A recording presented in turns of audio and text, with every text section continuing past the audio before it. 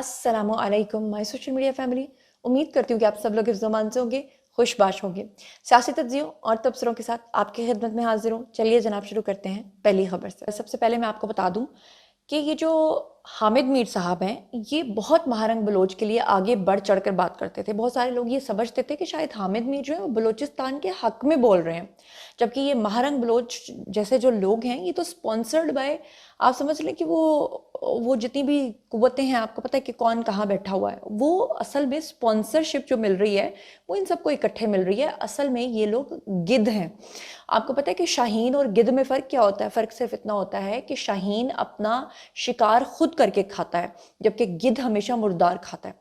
अब मुर्दार के ऊपर इनके झगड़े और आपस में इकट्ठे होना वो कोई मतलब बेवकूफ़ है। अब पिछले दिनों में इन्होंने बलूचिस्तान के अंदर जो मिसिंग पर्सन्स का ड्रामा रचाकर और इतना तमाशा क्रिएट किया और बड़े बड़े प्रोग्राम्स कंडक्ट किए और कहा कि जनाब भाग चुके हैं, गायब हो चुके हैं, गायब कर दिया गया है, पता नहीं क्या क्या बातें।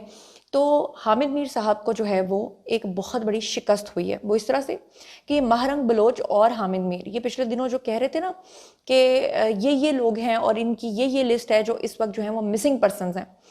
उन्हीं मिसिंग पर्सन्स में एक और शख्स था जिसका नाम था तैयब बलोच। अभी कल मैंने आपको बताया था कि एक और महल बलोच नाम की खातून थी जिसने खुदकुश हमला जो करके है वो उड़ा दिया। तो अब ये जो मिसिंग पर्सन बना के इन्होंने बड़ा इसके साथ सिंपथी दिखा के कि हमारे बलूचिस्तान के लोगों को गायब कर दिया जाता है और इदारों के ऊपर, हमारे इस्टेब्लिशमेंट के ऊपर इल्ज़ाम लगा देते हैं। असल में ये जो मिसिंग पर्सन्स का नाम लेते हैं ना, उसमें इक्का दुक्का है जो बेचारा कहीं मिसिंग हो जाता होगा, वरना ये सारे मजमूम मकासद के लिए इस्तेमाल होते हैं। अब ये जो शख्स था तैयब बलोच, ये जनाब खुदकुश बमबार था। ये ट्रेनिंग लेने के लिए गया हुआ था और यहाँ पर ये महल बलोच जैसे लोग और महारंग बलोच जैसे लोग जो हैं वो रियासत के खिलाफ बदतरीन प्रोपेगेंडा कर रहे थे और कह रहे थे कि हमारे लोगों को मिसिंग पर्सन बनाया जा रहा है, गायब किया जा रहा है। और इनके एजेंडे को सपोर्ट करने वाला कौन था? हामिद मीर। यहीं तक नहीं, बल्कि इन गंदे लोगों ने तो इस शख्स, ये जो तैयब बलोच जो बमबार था, इसको लापता करार देकर इसके लिए, इसके हक में जो है एफआईआर भी कटवाई थी। मगर वो एफसी कैंप के ऊपर जो खुदकुश हमला हुआ है उसके अंदर मुलव्वस पाया गया। एक और ख़बर ये कि नून लीग को फिर से एक मरतबा फतह हुई है और इसके बारे में सैयद अदनान बादशाह ने जो है वो ट्वीट भी किया है और तमाम चैनल्स पर अब तक ये खबर चल चुकी है। लेकिन मुझे उनका ट्वीट बहुत पसंद आया, मुझे अल्फाज बहुत पसंद आए। उन्होंने कहा कि टीवी चैनल्स को मौत पड़ गई, NA-79 गुजरांवाला दोबारा गिनती हुई, नून लीग के कामयाब उम्मीदवार जो हैं वो जीत गए, इंतशारियों को शिकस्त और इमरान खान के फितने को इस हल्के में भी दफन कर दिया गया। मुस्लिम लीग नून के जुल्फकार भंडर जो हैं उनको 95,604 वोट मिले, जबकि PTI के आज़ाद रुकन जो थे उनको 92,581 वोट मिले। ये जो 8 फरवरी की रात को कहते हैं ना फार्म 45 तो फार्म 47, इनको ये सारी टर्म्स सिखाने वाला पता कौन था? फैज़ हमीद साहब। वरना ये तो बेचारे इतने जाहिल हैं कि इनका लीडर तो ये कहता था कि हम मुर्गियों को अंडे और कट्टे देंगे और लोगों को भी अंडे और कट्टे देंगे, वो उसके ऊपर गुजारा करेंगे। जर्मनी और जापान के बॉर्डर को मिला देते थे और कहते थे कि पाकिस्तान के अंदर तो 12 मौसम है। ये ऐसे लोग थे जो कहते थे कि स्पीड की लाइट से भी तेज़ जो है वो ट्रेन चलती है। मतलब इन लोगों का ये पेज तो वैसे ही ढीला था। ये कैसे पॉसिबल है कि इनको फार्म 45 और 47 का पता हो? इनको ये टर्म्स जो है ना वो भैया तौर पे फैज़ हमीद साहब बताया करते थे। अब वो बेचारे तो अंदर चले गए, अब इनको बताने वाला कौन है? और ये जो 8 फरवरी की रात को बदतरीन धांधली करवा के PTI के लोगों को कहा गया कि एक तो आपने जीतना है और ऊपर से आपने जिस जिस हल्के से जीतना है वहां पे और शोर मचाना है कि नहीं जी हमारे तो इससे भी ज्यादा और भी ज्यादा वोट थे। इसे कहते हैं दंदनाना, किसी के ऊपर झूठा रोब डालना। तो जनाब अच्छी बात यह है कि जो बार बार कह रहे थे ना रिकाउंटिंग रिकाउंटिंग, तो रिकाउंटिंग हो गई और दूध का दूध और पानी का पानी जो है वो हो गया। अच्छा, इस वक्त स्क्रीन के ऊपर आपके सामने जो है वो लिस्ट भी नजर आ रही है और राजा कबीर ने इसके ऊपर जो है वो ट्वीट किया। उन्होंने कहा कि मौर्रख लिखेगा कि जनरल फैज़ हमीद ने 8 फरवरी की रात को ऐसा झुरलू फेरा कि नवाज लीग की 20 नशिस्तें जो हैं वो उड़ा ले गए। जब ये सब कुछ हो रहा था, लेकिन अब फाइनली इसकी वापसी का अमल जो है वो शुरू हो चुका है। गुजरांवाला के बता चुकी हूँ कि अजहर कयूम जो हैं उनके और जुल्फकार भंडर ने अपनी नशिस्त वापस ले ली है और साथ में उन्होंने पूछा आज की पकाइए फिर जो दिल करे वही पका लो। शेर अफजल मरवत जो हैं वो अक्सर ऐसे अल्फाज का इस्तेमाल करते हैं कि लोग हंस हंस के लोटपोट हो जाते हैं। जब पहली बार वो वायरल हुए थे तो आपको याद है कि वो किस लफ्ज से वायरल हुए थे? वड़ गया। अब वड़ के बाद उनका लफ्ज जो हिट हुआ वो था चर। उन्होंने कहा कि जी पुलिस वाले आए और उन्होंने मेरी शर्ट को पकड़ा, खींचा तो उसमें से आवाज आई चर। तो वो वाला उनका जो जुमला है वो भी काफी ज्यादा हिट हो गया। अब शेर अफजल मरवत जो है उनकी जुबान फिसल गई और उन्होंने कहा कि इमरान खान को मुंह दिखाने के काबिल नहीं छोड़ा। क्या कहा उन्होंने? Have a look. ये रियासत पाकिस्तान भी सुन ले, हमारे खान साहब को मुंह काला करके गद्दे पर बिठा के निकाला जाए। जी तो सुन लिया आपने। इसीलिए कहते हैं कि नादान दोस्त से दाना दुश्मन बेहतर होता है। और ये जो उन्होंने कहा कि रियासत पाकिस्तान भी सुन ले कि हमारे खान साहब को मुंह काला करके गधे पर बिठाकर निकाला जाएगा, इसका फैसला आप लोगों ने करना है। क्योंकि अलीमा खान ऑलरेडी इस शख्स से काफ़ी चिड़ी हुई हैं। और क्यों चिड़ी हुई हैं, और ये जो नेक्स्ट जलसा या धरना हो रहा है उसमें इनका नाम भी निकाल दिया गया है, जिसपे ये काफ़ी जो है वो सीख पाए हैं। अच्छा जी, अब बात कर लेते हैं जो मेन, जो सबसे बड़ी खबर मैंने आज आपके साथ शेयर करनी है, वो है जी खान साहब के हवाले से।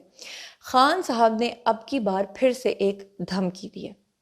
उन्होंने कहा है कि अगर प्लान बी बन गया तो ओहदे से उतरते ही शहबाज शरीफ भी लापता हो जाएंगे। अब असल में वो मौजूदा हुकूमत को इनसिक्योर कर रहे हैं। वो नहीं ये बताना चाहते हैं कि मेरी इस्टेब्लिशमेंट से बातचीत चल रही है और मैं कोई ना कोई प्लान बी बनाने की तरफ जो है वो सोच रहा हूँ। आपको बताती हूँ ये पूरा मामला है क्या और इनका मुकालमा है क्या। इमरान खान ने कहा कि अगर इनका प्लान बी बन गया तो ओहदे से उतरते ही शहबाज शरीफ भी मिसिंग पर्सन हो जाएंगे। अडयाला जेल में सहाफ़ियों से बातचीत करते हुए उन्होंने कहा कि छुपे हुए पीटीआई के किसी बंदे को बाहर आने का नहीं कहा। इस खबर की सख्ती से तरदीद करता हूँ। अब मज़ेदार बात सुनें। कल खान साहब ने अडयाला जेल में ये कहा अपने सहाफ़ियों को कि जितने भी छुपे हुए लोग हैं, जिसमें हमाद अज़हर भी हैं, जिसमें मुराद सईद भी हैं, जिसमें और भी बहुत सारे लोग हैं, वो सारे बाहर निकले। मैं जेल में बैठा हूँ तो वो लोग क्यों छुप के बैठे हैं, उनको भी बाहर आना चाहिए और उनको आकर अपनी गिरफ्तारी देनी चाहिए और उनको आकर अदालतों का सामना करना चाहिए। अब अगले दिन खान साहब ने फिर से जलेबी टर्न लिया, यू टर्न नहीं जलेबी टर्न लिया, और उन्होंने कहा कि मैं इस खबर की सख्ती से तरदीद करता हूँ, मैंने तो ऐसा कहा ही नहीं। उनका कहना यह था कि हमें जेलों से डर नहीं लगता, हमारे बंदे अगवा कर लिए जाते हैं। डिप्टी सुपरिटेंडेंट जेल जो अकरम है, अकरम कौन है? वही जो खान साहब को जेल के अंदर ममनुआ चीज़ें फराहम करता था, वही अकरम जो पकड़ा गया और फिर उसने आगे से 6 बंदे पकड़वाए, और वही 6 बंदे जिन्होंने आगे से फिर मजीद 4 बंदे पकड़वाए, जिसमें 4 में से भी 3 जो है वो खवातीन निकली थी। तो जनाब अब उसने कहा खान साहब ने कि ये जो अकरम है इसको भी अगवा कर लिया गया। पुलिस कहती है कि लड़की के साथ भाग गया। सबको पता है कि अकरम को किसने अगवा किया। असल में अकरम के खिलाफ किसी ने एफआईआर नहीं कटवाई, क्योंकि फिर अदालतों से रिलीफ मिलता रहता, उसको पकड़ के ले गए होंगे, पकड़ के ले जाने वाले। उन्होंने पूछना था कि हाँ जी भाई, जेल के अंदर तुम क्या क्या सहूलतकारी कर रहे थे, कैसे कर रहे थे, नेटवर्क कहाँ से शुरू होता है और कहाँ तक जो नेटवर्क है वो जाता है। और कहा जाता है कि मुबैना तौर पर इदारों ने उसको अपनी तहवील में इसलिए लिया है क्योंकि इस वक्त जो फैज़ हमीद है उनका कोर्ट मार्शल होने के बिल्कुल करीब है। तो ये जो अकरम है, इसका सुनने में आया है कि मुबैना तौर पे इसने ये गवाही दी है कि मुझे जेल के अंदर खान साहब से राब्ते करवाने के लिए जो फ़ोन दिया गया था वो मुबैना तौर पे फैज़ हमीद साहब की तरफ से आया था। तो फिर ज़ाहिर बात है कि वो अकरम तो गायब हो गई। अकरम से तो पूछना ही है कि हाँ जी भाई अकरम साहब, ये फ़ोन किसने आपको दिया था। तो अब खान साहब जो है बेसिकली टॉन्ट कर रहे हैं कि उसको अगवा कर लिया गया, और पुलिस कहती है कि लड़की के साथ भाग गया। सबको पता है कि अकरम को किसने अगवा किया। और साथ ही उन्होंने कहा कि अगर प्लान बी बन गया तो फिर ओहदे से उतरते ही शहबाज शरीफ भी मिसिंग पर्सन बन जाएगा। उन्होंने कहा कि टीटीपी की दहशतगर्दी अफगान हुकूमत के ताउन के बगैर ख़त्म नहीं हो सकती। दहशतगर्दी मुल्क को तबाह कर रही है। सुभान अल्लाह, ये वही खान साहब हैं जिन्होंने वहाँ के अफगान और वहाँ के टीटीपी के लोगों को लाकर पाकिस्तान के अंदर बसाया, और उनके कन्फेशन के वीडियोस मौजूद हैं जिसमें वो खुद कहते हैं कि हमने 40,000 के करीब लोगों को वहाँ से जो है वो उठाकर यहाँ पे रखा। उन्होंने कहा जी मैं इसकी मजम्मत नहीं करूँगा। उन्होंने कहा कि मैं ईवीएम यानी कि जो वोटिंग मशीन है वो लाना चाहता था, लेकिन बाजवा इलेक्शन कमीशन और पीपल्स पार्टी ने ऐसा नहीं होने दिया। उन्होंने जस्टिस काजी फाइज ईसा के बारे में बात करते हुए कहा कि काजी फाइज ईसा, यहाँ पे भी उन्होंने धमकी दी। उन्होंने कहा काजी फाइज ईसा के जाते ही 4 हलके खुलने हैं और ये हुकूमत फिर गिर जाएगी। 8 सितंबर को जलसा किसी सूरत मंसूख नहीं करेंगे। अवाम को कहता हूँ कि बाहर निकलें, जलसे में शिरकत करें। और उन्होंने कहा कि मुल्क में कोई सरमायाकारी नहीं हो रही, मईशत डूब रही, मतलब फजूल बातें कि हमारे दौर में तो जो है ना दूध की नहरें बहती थी, तभी तो हमने जो है वो श्रीलंका की तकरीर तैयार की हुई थी कि पाकिस्तान को हम श्रीलंका बनाने जा रहे थे। अल्लाह माफ़ करे, वैसे खान साहब जो है वो इतना झूठ बोलते हैं। अच्छा, बहरहाल एक और ख़बर जो शायद आपकी नज़रों से गुजरी हो कि डॉक्टर अब्दुल कदीर खान, वो बेचारे तो इस दुनिया से चले गए, लेकिन उनके नाम पर जो इन्होंने हॉस्पिटल बनाया हुआ था, ट्रस्ट हॉस्पिटल, उसमें करोड़ों रुपए के घपले का इंकशाफ हुआ है। जाहिर बात है, और बल्कि मैं आपको इसके बारे में ज़रा तफसीलात से आगाह कर दूं कि मुल्ज़िमान पर डॉक्टर अब्दुल कदीर खान ट्रस्ट में करोड़ों की मनी लॉन्ड्रिंग का इल्ज़ाम है, और मुल्ज़िमान के ख़िलाफ़ दरख्वास्त जो है वो डॉक्टर वीना की तरफ से जो है वो दी गई है, और मुल्ज़िमान पर ट्रस्ट की जाली डीड तैयार करने और इस्तेमाल करने पर मुकदमा जो है वो दर्ज कर लिया गया है, और मुकदमा जो दर्ज हुआ है वो थाना नसीराबाद में हुआ है। तो बहरहाल इसके अलावा रावी रोड के ऊपर भी इनके खिलाफ जो मुकदमा है वो दर्ज है।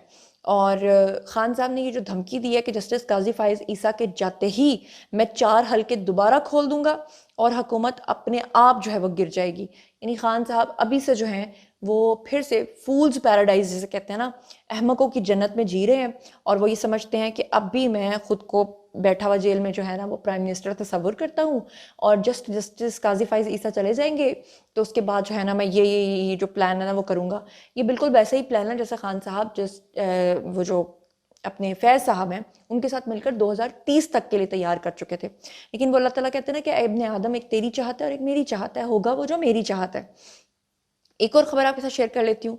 वो ख़बर ये है जनाब कि आप लोगों को पता नहीं पता चला या नहीं चला, यानी जब तक आप ये वीडियो देख रहे हैं तब तक 24 घंटे गुजर चुके होंगे। इस्लामाबाद में खैबर पख्तूनख्वा के मुख्तलिफ इलाकों में ज़लज़ले के झटके जो हैं वो आए हैं, और शिद्दत जो है वो 5.4 रिकॉर्ड की गई है। मुझे बताइएगा कि क्या इस्लामाबाद और खैबर पख्तूनख्वा और उसके गिरदोनवां जितने भी पहाड़ी इलाके हैं, आपने वहाँ पर क्या ज़लज़ले की शिद्दत को महसूस किया है या नहीं किया? इसके बारे में मुझे ज़रूर आगाह कीजिएगा। इसके अलावा एक और बड़ी अहम खबर जो है वो आपके साथ शेयर करनी थी, कल भी नहीं कर सकी थी, आज शेयर कर लेती हूँ कि बैंक सारिफीन को 5 लाख रुपए फ़ी अकाउंट तक तहफ़्फ़ुज़ फराहम किया जाएगा। ये बिल जो है वो फाइनली मंजूर हो गया है। सेनेट की कायमा कमेटी बराए ख़जाना ने डिपॉजिट प्रोटेक्शन कॉरपोरेशन तरमीमी बिल जो है 2024 उसको मंजूर कर लिया है, और आपको बताऊं कि चेयरमैन सलीम मांडरी वाला जो है उनकी ज़ेर सदारत जो है इसको ये इजलास के अंदर जो है वो पेश किया गया, और इसको फाइनली जो है वो मंजूर कर लिया गया। अब डिप्टी गवर्नर जो स्टेट बैंक हैं डॉक्टर इनायत हुसैन, उन्होंने कमेटी को बिल पर ब्रीफिंग देते हुए बताया कि तरमीमी बिल के तहत बैंकों में 5 लाख रुपए तक की जो रकम है उसको कानूनी तहफ़्फ़ुज़ जो है वो हासिल होगा। इससे पहले जो कानूनी तहफ़्फ़ुज़ था वो 2.5 लाख रुपए था, तो ये बड़ी खुशाइन बात है कि शुक्र है इन्होंने 2.5 से बढ़ा के 5 तक तो किया ही है। तो बहरहाल ये था जनाब आज का वीडियो। बारी है जी आप लोगों की, आइए कमेंट सेक्शन में और शेयर कीजिए कि इन तमाम खबरों के बारे में आप क्या सोचते समझते हैं। जो कुछ भी आप सोचते समझते हैं शेयर कीजिए, पर्सनली जवाब दूंगी। मज़ीद खबरें, व्लॉग्स, इंटरव्यूज़ और सियासी तज्ज़िये जानने के लिए मेरे साथ कनेक्टेड रहना हरगिज़ मत भूलिएगा। चैनल को सब्सक्राइब कर लीजिएगा। अपना बहुत बहुत ख्याल रखिएगा। अल्लाह ने के बान।